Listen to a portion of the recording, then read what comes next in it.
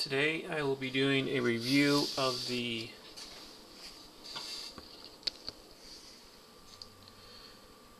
GM Command. This is my first Gundam mobile suit review. Now the GM Command is a pretty basic model. It's not very expensive. I think I paid maybe $9.50 for it. But for being a basic model, it's really good. Has a lot of movement, has a lot of agility for what it is. Okay, first we're gonna do the feet. The feet move up and down, side to side, and then the skirt over the foot moves as well. Now, one thing about the skirt on the top of the foot for these, it's two different pieces. They're not very well attached, so I super glued the two pieces together so they wouldn't keep coming off, because if you move the foot a lot, or if you move the legs to a different position and the foot moves, these parts come apart really easy and they'll just pop off. So I super glued them together so they'll stay on. Now they'll still come off. You can take them off from the side, but they won't come apart in the middle anymore.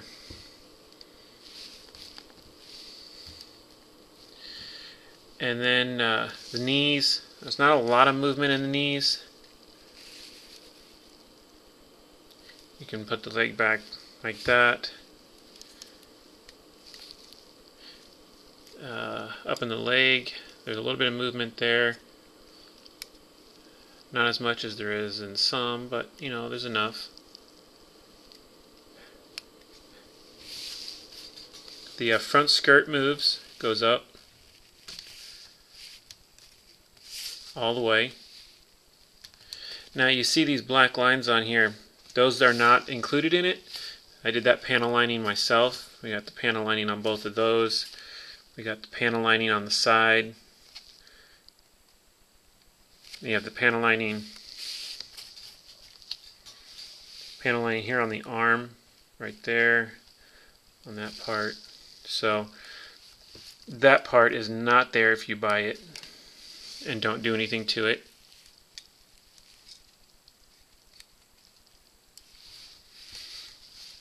Now on the arms, there's a lot of movement on the arms. That's one place that there is a lot of movement. The arms, they move 360 degrees. They move up. They bend at the elbow. It will spin on the upper arm, as you can see. It will also spin 360 on the wrist. Now, this is something different than most of the mobile suits. The sword does not come out of the hand. This is a hand where the sword is attached to the hand itself. Now, again, this sword was painted by myself. The sword and the hand all came white.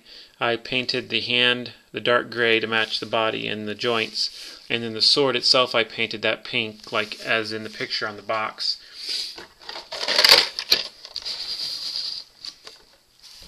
Right there.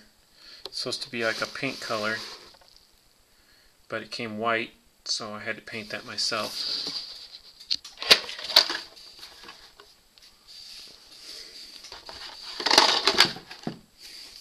Now the shield attaches to the arm in two different ways. There's a little joint inside the shield, so you can remove it if you want to. Little ball joint, a hole inside there that snaps right into there.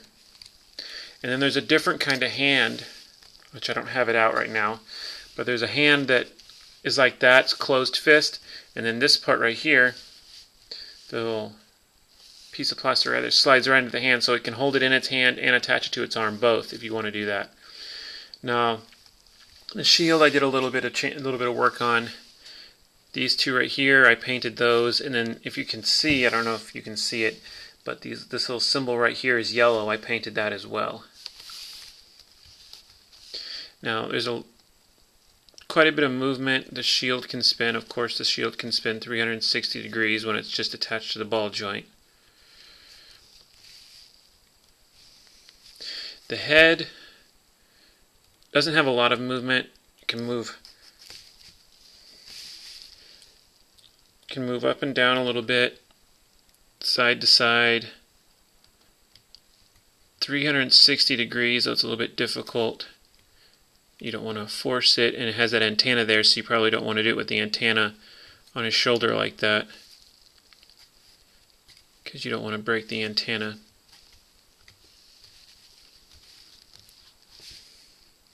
But he also comes with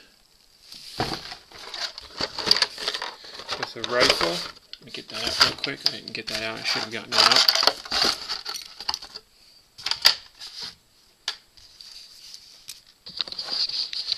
Comes with a rifle with a hand attached to it, which is kind of weird. You know, it's another thing you don't really see. The hand is part of the rifle. And then it comes with the fist that you can put on the other arm, which the shield can slide into. And then this is the piece that attaches to this arm, which allows you to put the shield on this arm too if you want to. So you could do that.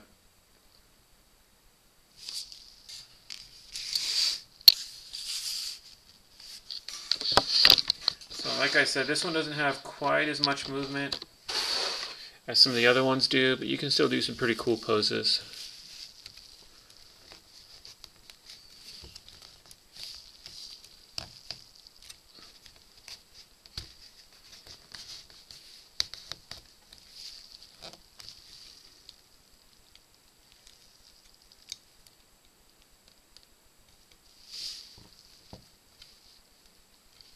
So that's one of the poses that's on the box.